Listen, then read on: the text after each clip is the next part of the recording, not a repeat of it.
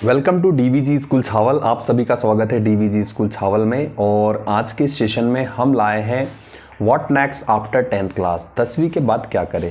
तो बहुत सारे बच्चों ने 10वीं के एग्ज़ाम दिए होंगे, शायद अभी रिज़ल्ट आया नहीं है, लेकिन रिज़ल्ट आ जाएगा और हम आशा करते हैं कि आपका रिज़ल्ट बहुत ही बेहतर हो, आपका बहुत अच्छा स्कोर आए, बहुत अच्छा परसेंटेज आए।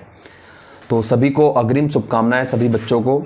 तो आज का वीडियो जो है हम वही बात करेंगे कि 10वीं के बाद कौन कौन सी अपॉर्चुनिटीज़ बच्चों के पास आ जाती है, कौन कौन से रास्ते खुल जाते हैं, है ना। एक सिंपल जो 11वीं 12वीं का रास्ता जो है वो तो कंपलसरी होता ही है, लेकिन इसके अलावा भी जो है कुछ रास्ते होते हैं जिनसे आप डायरेक्टली 10वीं के बाद उन कोर्सेज को या डिप्लोमा को करके अपना करियर सेटल कर सकते हो। तो वीडियो को शुरू से लेकर एंड तक जरूर देखिए और अगर अच्छा लगे आपको तो चैनल को सब्सक्राइब कर लीजिए और बेल आइकन को भी प्रेस कर लीजिए। इसके बाद हम बात करेंगे अगले वीडियो में 12th के बाद क्या करें। फिर हमारा एक तीसरा पार्ट होगा जिसमें ग्रेजुएशन के बाद क्या करें। तो इस तरीके से ये एक सेशन में चला रहा हूँ जो कि करियर गाइडेंस से रिलेटेड है। तो चलिए स्टार्ट करते हैं आज का वीडियो। और टाइप का लग रहा होगा आप लोगों को कि सर बोर्ड कहाँ गया आपका, बैठे बैठे पढ़ा रहे हैं ना। तो ये डिजिटल बोर्ड का एहसास है, मज़ा आएगा इसमें आगे चीज़ों को समझने में। तो चलिए फाइनली हम बात करें कि 10वीं के बाद क्या करें। तो सबसे पहली चीज़ जो आती है 10वीं के बाद वो है यहाँ पर 4 रास्ते आपके पास खुलते हैं। मोस्टली 4 रास्ते, जैसे एक इंटरमीडिएट हो गया, दूसरा आईटीआई का रास्ता खुल जाता है, तीसरा प्रोफेशनल कोर्स और शॉर्ट टर्म कोर्स। इस तरह से 4 रास्ते जो है आपके पास खुल जाते हैं जब आप 10वीं पास होते हो। पर यहाँ पर बहुत सारी कन्फ्यूजन भी रहती है कि भाई इंटरमीडिएट क्या है, आईटीआई क्या है, प्रोफेशनल कोर्स क्या है, शॉर्ट टर्म कोर्स क्या है। जो बच्चे जानते हैं, जो पेरेंट्स जानते हैं उनके लिए तो कोई बात नहीं, लेकिन कई बच्चों के लिए ये नई चीज़ होती है बिल्कुल। जैसे हम नया मोबाइल खरीदते हैं तो हम देखते हैं कि भाई क्या क्या फीचर होंगे उसमें, 1-2 दिन बहुत एक्साइटमेंट रहता है हमें। तो वैसे ही जो है बच्चे नए हैं, नए कोर्सेस उनके सामने आ रहे हैं, नई चीज़ें आ रही है तो बहुत एक्साइटेड रहते हैं बच्चे। तो चलिए आगे ये 4 चीज़ें जो है, 4 रास्ते खुलते हैं 10वीं पास होने के बाद। इसके बाद में अगली स्लाइड पर चलते हैं, हम एक एक करके समझेंगे कि ये चारों क्या होता है। तो सबसे पहले हम बात कर ले इंटरमीडिएट की। इंटरमीडिएट का मतलब होता है 11th और 12th। इंटरमीडिएट का मतलब क्या होता है 11th 12th। 11th 12th में भी जो है 4 सब्जेक्ट होते हैं, इसके अलावा और भी होते हैं सब्जेक्ट, लेकिन मैंने यहाँ पर 4 लिख रखे हैं। इसमें सबसे पहले होता है साइंस, दूसरा आता है कॉमर्स, तीसरा आर्ट और एग्रीकल्चर। अब ये चारों सब्जेक्ट का चयन, चारों में से एक सब्जेक्ट का चयन आप करके 11वीं और 12वीं कर सकते हो। अब बात आती है कि सब्जेक्ट का चयन कैसे करें सर। बहुत लोगों को, बहुत से बच्चों को कंफ्यूजन रहता है। तो सबसे पहली चीज मैं आपको बता दूं, आपका जो इंटरेस्ट हो, जिसमें आपको रुचि हो या जिसमें आपकी स्ट्रांगनेस हो, जिस सब्जेक्ट में आप मजबूत हो कि मजबूती से हम उसको कर सकते हैं, उसी सब्जेक्ट को सेलेक्ट करें आप, तो ज्यादा बेहतर होगा। तो कई बच्चे क्या करते हैं कि दूसरे बच्चों की नकल कर लेते हैं और सब्जेक्ट ले लेते हैं। जैसे साइंस लिया, ले लिया भाई साइंस। जब मोटी मोटी किताबों का सामना होता है तब बच्चों के रोंगटे खड़े हो जाते हैं कि भाई ये क्या ले लिया हमने, कितना पढ़ना पड़ेगा, है ना। तो बात जाहिर सी है, साइंस जो है उसमें मेहनत बहुत है और जिसमें ज़्यादा मेहनत रहेगी उसमें करियर के भी बहुत सारे ऑप्शन या अपॉर्चुनिटीज रहती है ना। तो चलिए अब हम बात करते हैं यहाँ पर साइंस की। साइंस में 2 तरह के सब्जेक्ट होते हैं, पीसीएम होता है एक और एक पीसीबी होता है, फिजिक्स केमिस्ट्री मैथ्स, और एक फिजिक्स केमिस्ट्री बायोलॉजी। जिनको मेडिकल फील्ड में जाना है वो पीसीबी का चयन कर सकते हैं और जिन्हें इंजीनियरिंग फील्ड में जाना है वो पीसीएम का चयन कर सकते हो। इसमें केवल एक सब्जेक्ट का डिफरेंस होता है, इंजीनियरिंग वालों को मैथ्स पढ़नी होती है और जो मेडिकल फील्ड में जाना चाह रहे हैं उनके लिए बायोलॉजी सब्जेक्ट होता है। बाकी पीसी फिजिक्स और केमिस्ट्री दोनों में कॉमन होती है, दोनों को ही पढ़ना होता है।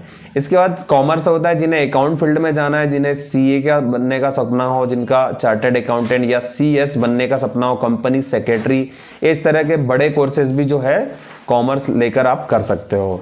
इसके बाद कला, आर्ट एक कला है कि आपके अंदर क्या कला है। तो आपके आर्ट से सब्जेक्ट से भी आप जो है बहुत सारे एग्जाम दे सकते हो, पीएससी, यूपीएससी, ये गवर्नमेंट एग्जाम तो आप सभी सब्जेक्ट में दे सकते हो। भाई कोई भी सब्जेक्ट चूज करो आप, जो गवर्नमेंट वैकेंसियां होती है, गवर्नमेंट के जो लोकल एग्जाम होते हैं, बड़े एग्जाम होते हैं, सभी एग्जाम्स आप दे सकते हो। तो आर्ट सब्जेक्ट का भी चयन कर सकते हो आप। इसमें आपको हिस्ट्री मिलेगा, जियोग्राफी मिलेगा, इकोनॉमिक्स पढ़ने के लिए मिलेगा, बहुत सारी चीजें मिलेगी इसमें। इसके बाद आता है एग्रीकल्चर। एग्रीकल्चर नाम सुनते ही कई बच्चों के दिमाग में आता है क्या भाई हल चलाना है, क्या हमें खेती करनी है क्या? ऐसा नहीं है। ये कोर्स एक प्रोफेशनल कोर्स है। एग्रीकल्चर सब्जेक्ट जो है मतलब एक इसमें कहेंगे साइंस और टेक्नोलॉजी के थ्रू कैसे कृषि को किया जाए, उसकी क्या क्या इन्वेंशन हो सकते हैं, आगे खोज करने के लिए रिसर्च सेंटर बने हैं बड़े बड़े, वहां पर आपको जॉब मिल सकती है या आप कोई रिसर्च भी कर सकते हो। तो एग्रीकल्चर का मतलब ये नहीं कि आपको खेती ही करना है। तो यहाँ से ये 4 स्ट्रीम है और एग्रीकल्चर में ज़्यादा स्कोप रहता है क्योंकि बहुत सारे बच्चे जो है एग्रीकल्चर की ओर ध्यान नहीं देते हैं और इसमें कंपटीशन भी कम होता है। तो आई होप यहाँ से सारी चीज़ें क्लियर हुई होगी आप लोगों को। तो मैं ये कहूँगा कि जिस भी क्षेत्र में जाएं आप उसकी गहराई तक जाएं और उसी में अपना करियर सुनिश्चित करें। चलिए अब हम अगली स्लाइड पर चलते हैं। अगर वीडियो अच्छा लगा, जानकारी अच्छी लग रही है तो वीडियो को लाइक ज़रूर करिएगा और अपने दोस्तों में खूब शेयर करिए। चलिए नेक्स्ट स्लाइड में हम देखेंगे ITI। दूसरा ऑप्शन हमारे लिए खुलता है ITI, इंडस्ट्रियल ट्रेनिंग इंस्टीट्यूट। ये 2 वर्ष का और 1 साल का जो है कोर्स होता है, इसमें डिप्लोमा कोर्स। इसमें अलग अलग सब्जेक्ट होता है। यहाँ से आप इसको करके कोई प्राइवेट कंपनी में या फिर गवर्नमेंट वैकेंसियाँ भी जो है आजकल ITI मांगती है बहुत सारी वैकेंसियों में। तो इस तरीके से आप अलग अलग सब्जेक्ट में कर सकते हो इसको। इलेक्ट्रिशियन है, इसमें फिटर है, डीजल मैकेनिक है, मोटर मैकेनिक है, वेल्डर है, फायरमैन है, कंप्यूटर है, ड्रॉप्समैन, सिविल है। तो ये कुछ सब्जेक्ट मैंने यहाँ मेंशन किए, बाकी और भी जो है ब्रांचेस या ट्रेड होते हैं जिनसे आप ITI कर सकते हो।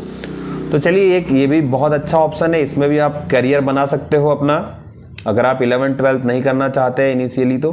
चलिए अगली स्लाइड पर चलते हैं हम लोग। अब तीसरा जो हम बात करते हैं प्रोफेशनल कोर्स की। प्रोफेशनल कोर्स में 2 तरह के कोर्स हमने लिए हैं, एक पॉलिटेक्निक और एक हमने रखा है पैरामेडिकल। तो ये 2 कोर्स लिए। अब पॉलिटेक्निक जो है ये डिप्लोमा कोर्स है, 3 वर्षीय डिप्लोमा कोर्स है, 3 साल का। इसमें भी अलग अलग ब्रांचेस से आप कर सकते हो। मैकेनिकल ब्रांच है, कंप्यूटर साइंस है, सिविल है, IT है, इसमें ऑटोमोबाइल है, आपका इलेक्ट्रॉनिक्स है और साथ में एरोनॉटिकल से है ना। तो ये अलग अलग स्ट्रीम से आप कर सकते हो। इसमें भी काफ़ी अच्छे स्कोप मिलेंगे आपको।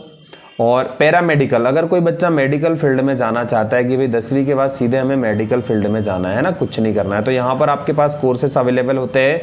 DMLT होता है, इसके बाद DHFM होता है, DOA होता है, DOT होता है। इसके बाद में एक हेल्थ इंस्पेक्टर, थोड़ा सा मैं अपना इमेज छोटा करता हूँ, ये हाँ। इसके बाद में सैनिटरी इंस्पेक्टर। इस तरह के कोर्सेज जो है पैरामेडिकल में अवेलेबल होते हैं जो कि 10वीं पास आउट पर आप कर सकते हो। चलिए अगली स्लाइड पर चलते हैं। और अगली स्लाइड पर यहाँ पर हमने बात की थी शॉर्ट टर्म कोर्स की। चौथा जो होता है, चौथा ऑप्शन जो खुलता है 10वीं पास के बाद, शॉर्ट टर्म कोर्स, जो कि 6 महीने या 1 साल के भी कुछ कोर्सेस होते हैं, सर्टिफिकेट कोर्सेस होते हैं या डिप्लोमा कोर्सेस इनको कह सकते हैं हम।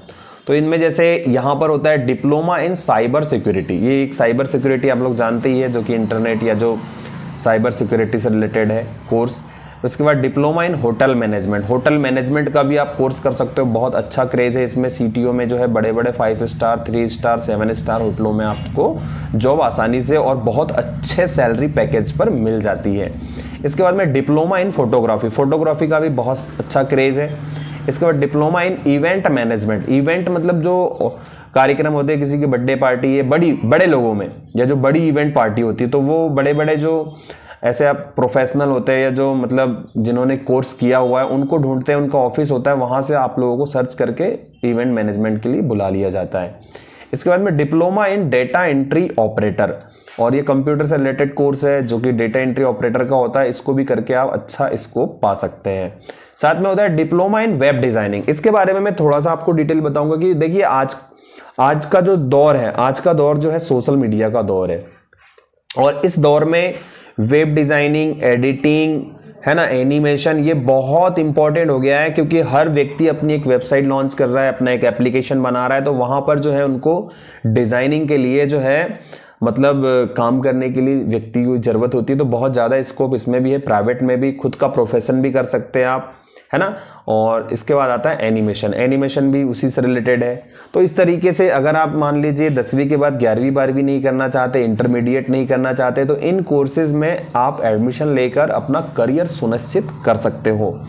तो चलिए, ये जानकारी आप लोगों के लिए आई होप बहुत यूज़फुल होगी। अगर जानकारी अच्छी लगी हो तो हमारे वीडियो को लाइक करिएगा, और आपको वीडियो देखने के लिए आप सभी का तहे दिल से धन्यवाद।